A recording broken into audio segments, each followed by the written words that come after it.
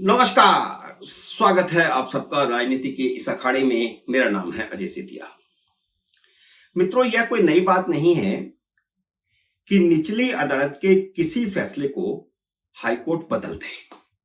ऐसा एक नहीं हजारों बार हो चुका है।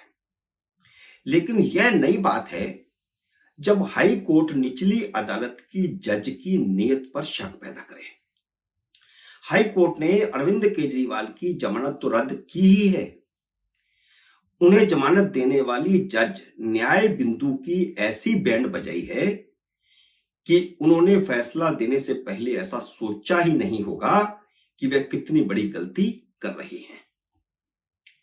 मैंने अपने पिछले तीनों वीडियो में जो जो बातें कही थी, हाई कोर्ट ने भी लगभग वही बातें कही हैं, बल्कि उससे भी ज्यादा कही हैं।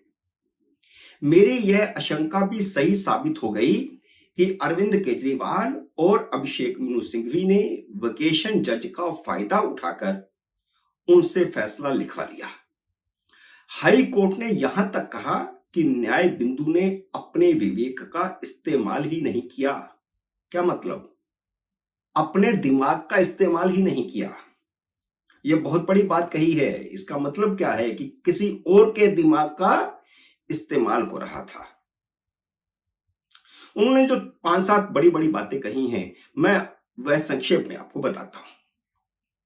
पहली बात, आपने ईडी को अपना पक्ष ठीक से क्यों नहीं रखने दिया? ईडी को उनकी दलीलें रखने का पूरा समय मिलना चाहिए था। क्या कह रही थी जज महोदया?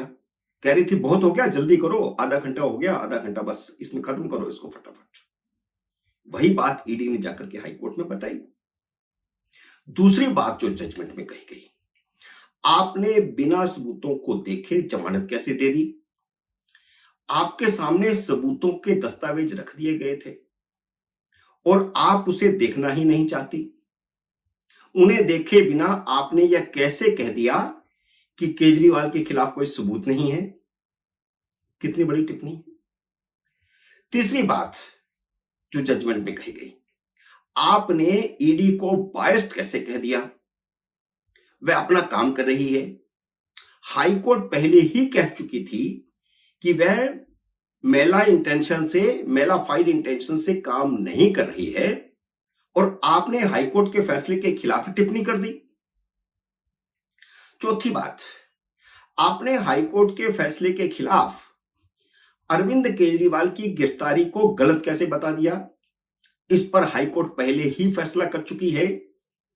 हाईकोर्ट ने सबूत देखे और गिरफ्तारी को सही बताया था। पांचवी बात, वेकेशन जज को पीएमएलए एक्ट की धारा 70 के मुताबिक केजरीवाल की जिम्मेदारी को भी ध्यान में रखना चाहिए था, जो नहीं रखा गया, क्योंकि ईडी ने आम आदमी पार्टी को भी आरोपी बनाया है और उसकी जिम्मेदारी अरविंद केजरीवाल पर आती है, क्योंकि वह उसके कन्वीनर है, करता धरता है। छठी बात, जमानत की 2 शर्तें धारा 45 में लिखी गई हैं। जमानत देते समय उसका ध्यान ही नहीं किया गया, उसका पालन ही नहीं किया गया, जिसके मुताबिक केजरीवाल को साबित करना पड़ेगा कि उनका उस मनी ट्रेल से कोई संबंध नहीं है जो ईडी ने स्थापित की है 45 करोड़ रुपए की। और आप उस समय क्या कह रही थी? आप कह रही थी कि 45 करोड़ को साइड पर रखो, इसको मैं नहीं देखूंगी, ये तो है नहीं सबूत, आप 55 करोड़ का बताओ। तो ये आपका काम नहीं था। सातवीं बात जो जजमेंट में कही गई है, सुप्रीम कोर्ट ने अंतरिम जमानत सिर्फ चुनाव के लिए दी थी, प्रचार के लिए दी थी। वह जमानत का आधार नहीं हो सकता। जिस किसी ने भी अरविंद केजरीवाल को जमानत वाला वेकेशन जज न्याय बिंदु का फैसला पढ़ा या सुना था, वह हैरान था कि कोई जज इतनी नासमझ भी हो सकती है कि वह हाई कोर्ट का फैसला पलट सकती है। उसकी ऐसी हिम्मत कैसे हुई?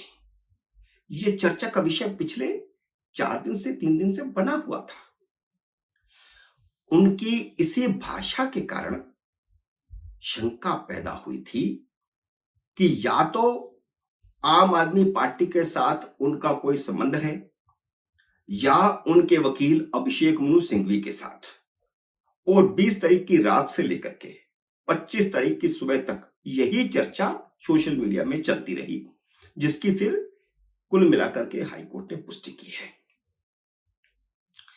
अब यह पूरी तरह साफ हो गया है कि जमानत का जुगाड़ किया गया था, और जब ईडी ने जमानत को हाईकोर्ट में चुनौती दी तो आम आदमी पार्टी और सिंघवी दोनों परेशान हो गए, दोनों के हाथ पांव फूल गए।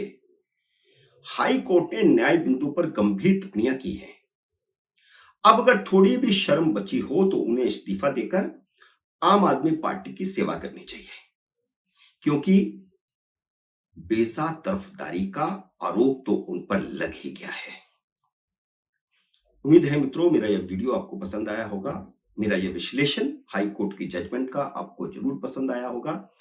मेरे इस वीडियो को लाइक और शेयर कीजिए, और अगर आपने मेरे YouTube चैनल को अब तक सब्सक्राइब नहीं किया तो कृपया सब्सक्राइब करके अपना आशीर्वाद दीजिए।